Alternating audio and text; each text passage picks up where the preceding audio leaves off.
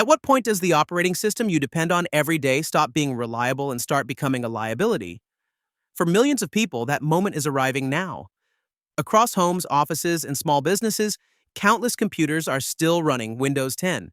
Yet on October 14, 2025, Microsoft officially ends all security updates and technical support for it.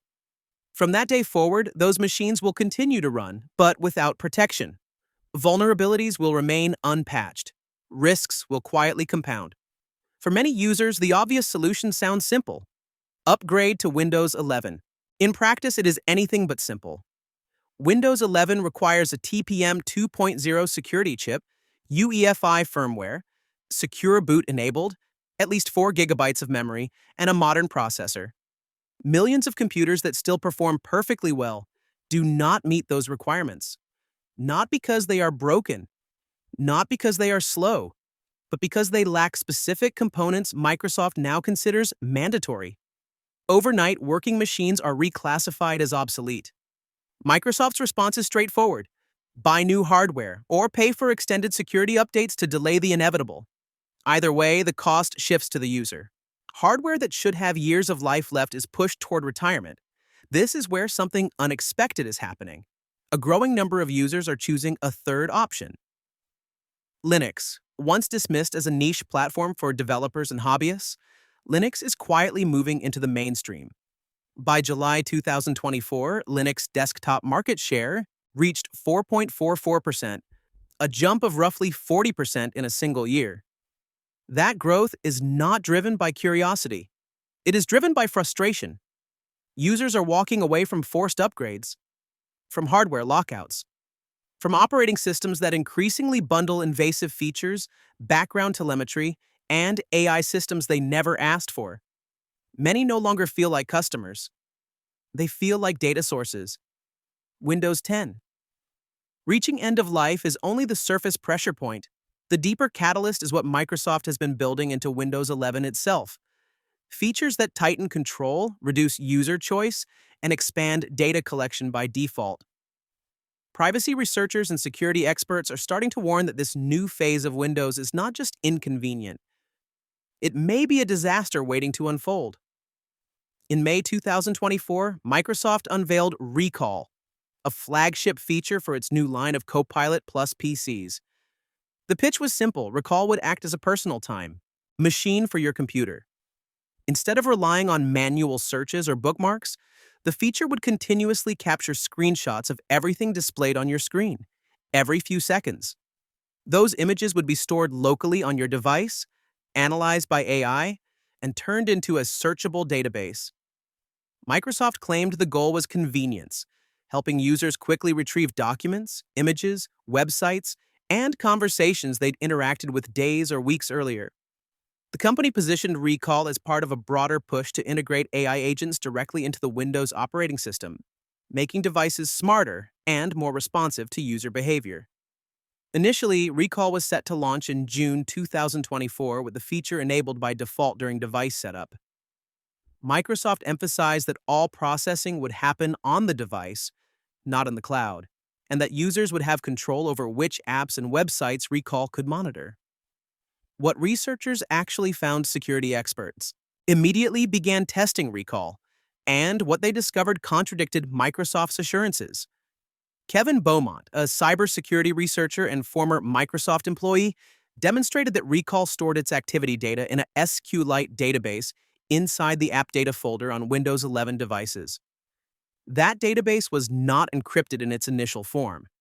Even though Microsoft later added BitLocker disk encryption, Beaumont pointed out a critical flaw: once a user logs into their PC, all files are automatically decrypted. If malware is executed even accidentally, it can access the Recall database and exfiltrate sensitive information to a remote server within seconds.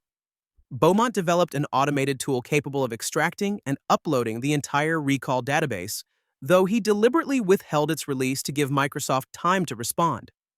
Ethical hacker Alexander Hageno went further, creating a command line program called Total Recall that could extract and display Recall data in plain text, exposing a complete history of a PC's activity and previous snapshots. Tom's Hardware tested the revised version of Recall released in December 2024 and found that the features filter, designed to block capture of sensitive information like passwords and credit card numbers, was ineffective. They advised all Windows 11 users to disable Recall immediately. Jen Golbeck, a privacy-focused AI professor at the University of Maryland, warned that even data stored on a device isn't safe from others, noting that Recall bypasses protections like incognito mode and history clearing because it captures everything displayed on screen. You probably think physical access to your laptop is the only threat here. That assumption is wrong. Beaumont noted that the Recall database can also be accessed by another user on the same PC, creating risks in shared or public computing environments. Douglas McKee, executive director of threat research at SonicWall, explained that initial access is all hackers need to steal sensitive information like passwords or company trade secrets. InfoStealer Trojans, which automatically harvest usernames and passwords, have been a major problem for over a decade.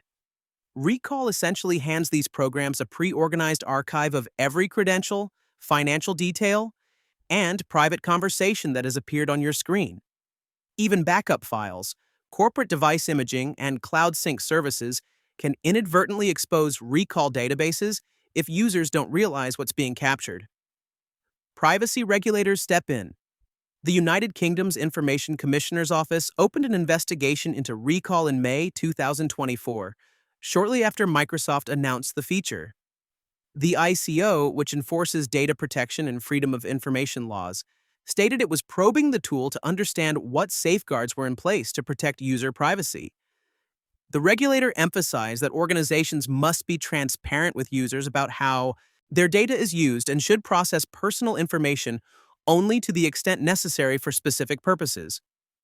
Privacy advocates labeled Recall a potential privacy nightmare, expressing concerns about the implications of frequent screenshot captures on user privacy. The ICO's inquiry focused on whether Microsoft had adequate internal procedures and protocols for the safe handling of personal data collected by Recall. Microsoft had not provided full details on how it would protect Recall data or what user controls would be available at the time of the initial announcement. The investigation served as a reminder of the ethical responsibilities that accompany technological advancements, particularly under frameworks like GDPR, which mandate strict consent and data minimization standards. While the ICO did not impose immediate fines or enforcement actions, the scrutiny signaled that regulators view continuous, comprehensive data collection as a red line that requires robust justification and protection mechanisms. Who pays the price in real life? Imagine a domestic violence survivor who uses their computer to search for legal assistance, shelters, or emergency support services. Every query, every website, every intake form with their name and location is captured and stored in the Recall's database. If their abuser gains access to the device even briefly, or if malware is inadvertently installed, that entire history becomes accessible. Consider a journalist who communicates with confidential sources via encrypted messaging apps. Recall captures screenshots before the encryption is applied, creating a plain-text record of conversations that were intended to be secure. For a doctor or therapist, patient notes displayed on screen during telehealth appointments or electronic health record reviews are captured and stored, potentially violating high-pay regulations and professional confidentiality obligations. Trade secrets are another category of risk. A corporate employee reviewing proprietary designs, financial projections, or strategic plans on their work laptop creates a detailed archive of sensitive business information. If that device is compromised, lost, or accessed by unauthorized personnel, the Recall database becomes a single point of failure for an organization's most valuable assets. These aren't hypothetical attack vectors dreamed up by paranoid researchers. They represent realistic scenarios grounded in how malware spreads, how domestic abuse involves digital surveillance, and how professional confidentiality operates in regulated industries. Microsoft's partial retreat. Facing immediate and intense backlash from security researchers, privacy advocates, and users alike, Microsoft delayed Recall's launch from June 2024 to October, then pushed it back again to December, ultimately limiting the December release to participants in the Windows Insider program. The company made several changes in response to the mounting criticism. Recall was switched from an opt-out feature to opt-in, meaning users would have to actively enable it during setup rather than having it turned on by default, which was a significant reversal from Microsoft's original plan. Microsoft also added Windows Hello biometric authentication as a requirement to enable Recall, and implemented just-in-time decryption protected by Windows Hello Enhanced Sign and Security, claiming these measures would address the security concerns. The company publicly stated it was committed to the safety, privacy, and security of its AI-infused services. However, testing conducted after these updates revealed persistent and troubling problems. Tom's Hardwares.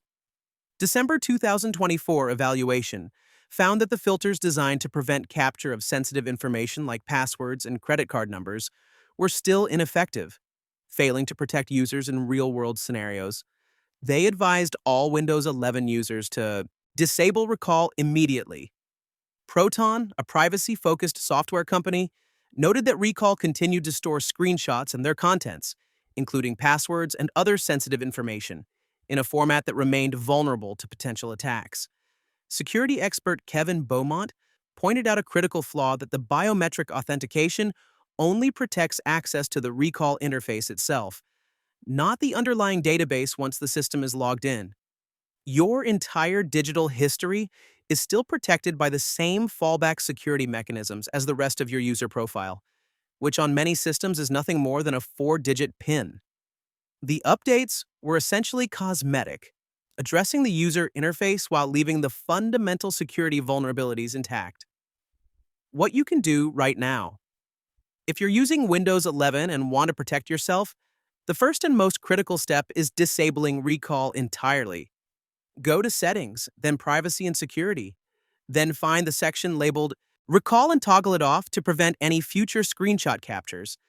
If you've already enabled Recall at some point, simply turning it off isn't enough because the existing database remains on your system. You'll need to delete that database manually by navigating to the App Data folder and removing the Recall data directory. And while detailed instructions are available from multiple security researchers, Microsoft does not prominently advertise this option or make it easy to find. Beyond Recall, you need to minimize telemetry and data collection across Windows 11 as a whole. Go to Settings, then Privacy and Security, then Diagnostics and Feedback, and set diagnostic data to required diagnostic data only, which is the bare minimum Microsoft allows. Under Activity History, disable Store My Activity History on this device to prevent Windows from logging your app usage and browsing behavior. Review app permissions for camera, microphone, location, and file access by going to Settings, then Privacy and Security, then App Permissions, and disable access for any apps that don't legitimately need these capabilities. If you're willing to take a more advanced step, consider dual booting your system with a Linux distribution like Ubuntu or Linux Mint.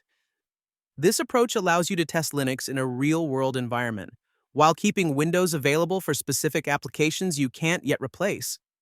Move your data and workflows to cross-platform apps first, like Firefox or Chrome for browsing, Thunderbird for email, and LibreOffice or cloud-based equivalents for documents. Once you're comfortable and confident with Linux, you can remove the Windows partition entirely and reclaim that storage space for your Linux installation. Your operating system doesn't just work for you anymore. It works for the company too, collecting data about every action you take, every website you visit, every document you open, and every conversation you have. The Windows 10 end of support deadline has forced millions of users to make a real choice upgrade to Windows 11 and accept invasive features like Recall, buy expensive new hardware to meet the requirements, or explore alternatives that respect user privacy. Linux desktop market share is climbing precisely because that choice is no longer theoretical or hypothetical. People are realizing that their privacy, their control, and their digital autonomy are genuinely on the line, and they're responding by voting with their feet and migrating away from Windows. You have two clear options right now. The first is to stay on Windows 11, but take action to disable Recall entirely. Lock down every privacy setting you can find, minimize telemetry, and review every app permission to limit what Microsoft can collect. The second option is to download a Linux distribution like Ubuntu or Linux Mint and try it on a spare USB drive before committing fully. giving yourself the freedom to test an alternative without losing access to Windows. Comment below which option you chose.